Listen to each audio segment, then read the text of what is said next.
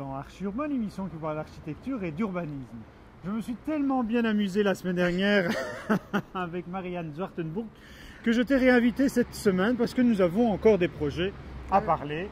Rappelle-nous un peu dans quel quartier nous sommes, comment s'appelle-t-il? Nous l'appelons le quartier Notre-Dame-aux-Neiges, qui est son ancien nom, son nom médiéval. Alors on quitte la place de la Liberté pour aller vers Madou, où il y a des projets en fait parce que tu te bats pour garder un certain caractère familial de ton quartier en tant que citoyenne. Et donc on va aller voir d'autres projets pour lesquels tu te bats. Alors il y a un projet juste devant nous. Alors il y a d'abord une très grande tour. Oui. Alors cette tour, tu as un mot à dire sur cette tour? Voilà, c'est une tour, donc d'une manière générale, on n'aime pas les tours, ça a toutes sortes d'inconvénients, je ne sais pas comment les gens y vivent. Enfin, celle-là, c'est une tour de bureau principalement, avec énormément de vent autour et d'ombre à des heures où on n'aimerait pas qu'il y ait de l'ombre. Malheureusement, on n'a rien eu à dire sur ce projet. C'est la commune de Saint-Josse et les promoteurs. Ah oui, on n'est plus à Saint-Josse ici. De l'autre côté du boulevard, on est à Saint-Josse et ici à la ville de Bruxelles. C'est vrai. Bah écoute, moi j'aime bien les tours. Alors je te propose que l'on se quitte déjà pour regarder un petit reportage sur la rénovation de cette tour. Et puis on se retrouve juste après pour parler vraiment de ce dont on devait parler aujourd'hui. Oui, d'accord.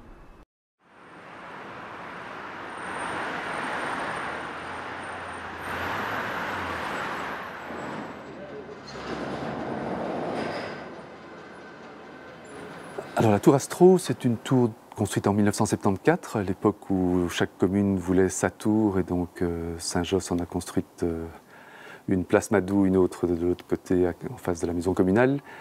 Sur l'avenue Louise, il y en a quelques-unes qui ont poussé aussi, c'était l'époque où le quartier nord démarrait.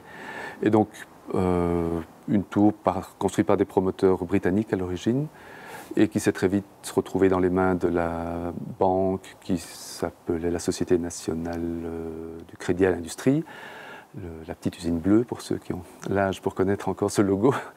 Et donc occupée par la banque de nombreuses années, la banque a été intégrée dans le groupe Fortis, et puis ils ont quitté l'immeuble en 2000, enfin ils l'ont vendu en 2006-2008 à un groupe hollandais d'abord. Et le Hollandais l'a revendu à un groupe espagnol en 2008. Et donc à ce moment-là, l'idée de Fortis c'était déjà de quitter la tour dans un délai, je crois, de 2 ans.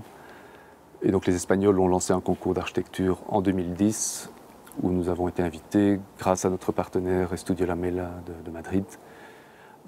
Et donc là on était en compétition avec 3 autres bureaux bruxellois. Et on a eu la chance de remporter ce concours. Mais évidemment, gagner un concours pour un immeuble de cette taille, ce n'est pas encore gagné en termes de mise en œuvre du projet, puisqu'il fallait trouver un occupant. On n'allait pas lancer un investissement de cette ampleur sans savoir pour qui on allait rénover cette tour. Parce qu'on parle bien d'une rénovation, le PPA qui gère la parcelle interdit ou limite sa démolition, on ne pourrait pas reconstruire la tour. Donc on a suivi cette orientation-là, donc c'est une rénovation lourde.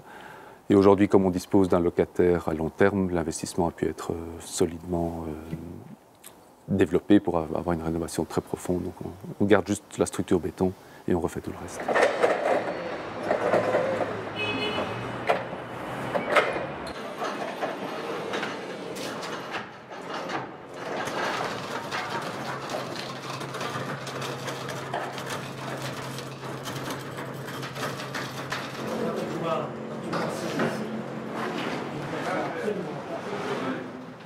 Permettre une dilatation pour voir.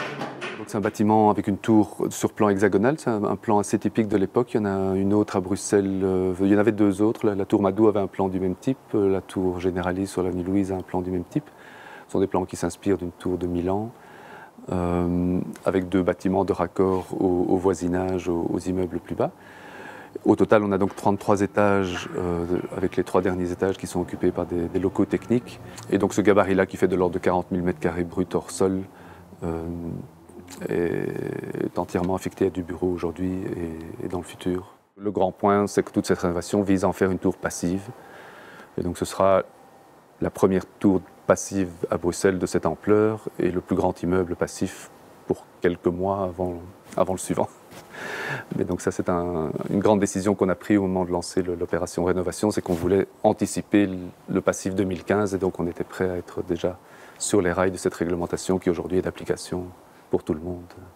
Une première difficulté, ça a été au niveau de la stabilité, c'est que les archives de la stabilité de l'immeuble ont totalement disparu. Et donc, on a dû faire énormément de sondages pour s'assurer de la réalité des structures, des armatures dans les bétons, avant de pouvoir envisager de raccrocher sur ces façades, sur ces dalles, un nouveau mur rideau qui pèse substantiellement plus lourd, puisqu'on est maintenant avec des triples vitrages. Donc ça, c'était un gros souci. Le désamiantage a été un gros souci aussi parce que d'un chantier qu'on espérait pouvoir gérer en 4 à 5 mois, on est arrivé à 12 mois. Alors heureusement, dans une tour, on peut travailler par section et donc pendant qu'on désamiantait un endroit, on pouvait travailler dans d'autres sections. Mais c'est sûr que ça a eu un impact sur l'organisation générale du chantier parce que désamianter, c'est confiner, c'est empêcher l'accès, etc.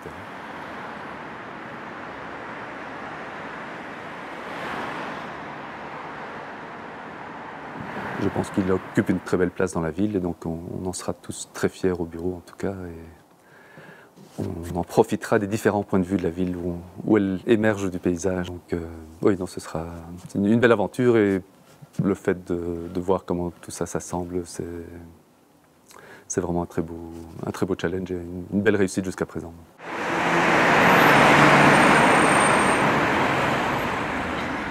On est donc ici sur la ville de Bruxelles. On est devant un projet tenu par le promoteur Gelamco, rénovation promise par le bureau d'architecture Jasper Seyers. On n'est évidemment de nouveau pas contre un rafraîchissement, mais dans le respect des gabarits et des styles autour. Donc ça c'est la présentation, et ça c'est comme toi tu le présentes. Oui, mais pour mettre en valeur la différence de hauteur. On vient de voir un reportage sur la tour Astro, donc on sait où nous sommes. Est-ce que c'est vraiment un problème que juste en face, on augmente la hauteur de ce bâtiment quand on voit ce qui est construit déjà juste devant?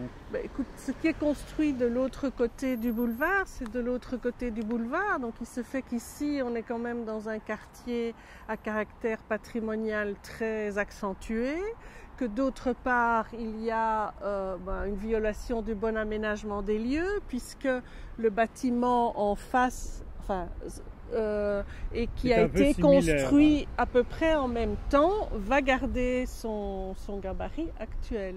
Et est-ce que les démarches que tu fais amènent un résultat certain? Est-ce que l'on écoute Est-ce que l'on t'écoute? Est-ce que l'on écoute le comité de quartier? Non, non seulement on n'écoute pas, mais on ne répond pas aux arguments qui ont été soumis à la concertation, notamment l'irrégularité du rapport d'incidence. Donc les permis ont été accordés, d'une part permis d'urbanisme, d'autre part permis d'environnement. Mais nous sommes à l'heure actuelle en train d'examiner des moyens de recours.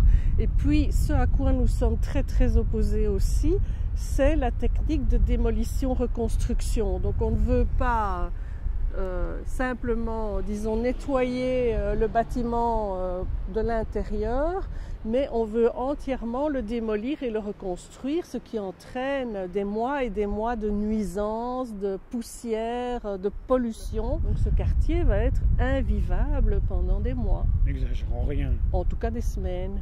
Dis, il y a un petit jardin ici. Ça disparaît puisque donc le bâtiment vient jusqu'à front du jardin. C'est ça, oui. Et donc, ça t'ennuie aussi? Ah ben oui, ça ennuie tout le monde. Hein. D'abord les habitants de cette rue, évidemment, et d'autres, parce que ce petit jardin était fréquenté.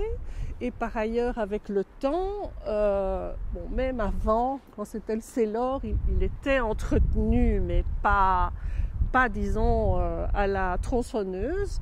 Et donc, en fait, il y a toute une végétation qui est reconnue comme ayant un apport en biodiversité qui figure dans ce petit jardin. Oui, enfin, c'est quand même un petit jardin. Quand on voit le parking juste à côté, qu'on a fait pour... Non, Non, non, non. c'est un vrai jardin. Ben, c'est évidemment un jardin qui a été créé dans du béton, mais il faut savoir qu'avant, il y avait ici un îlot de verdure.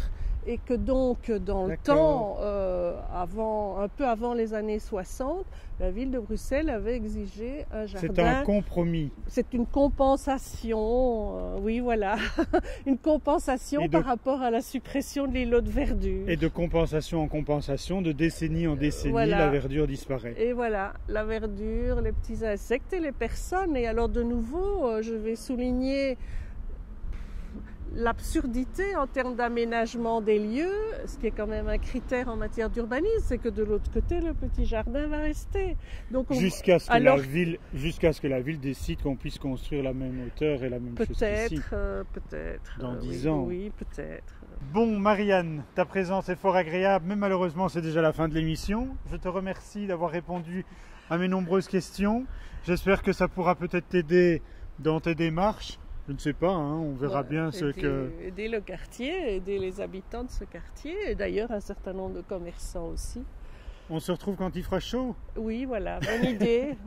D'ici là, vous pouvez voir et revoir cette émission sur www.archiurbain.be. Merci beaucoup et à bientôt. Au revoir.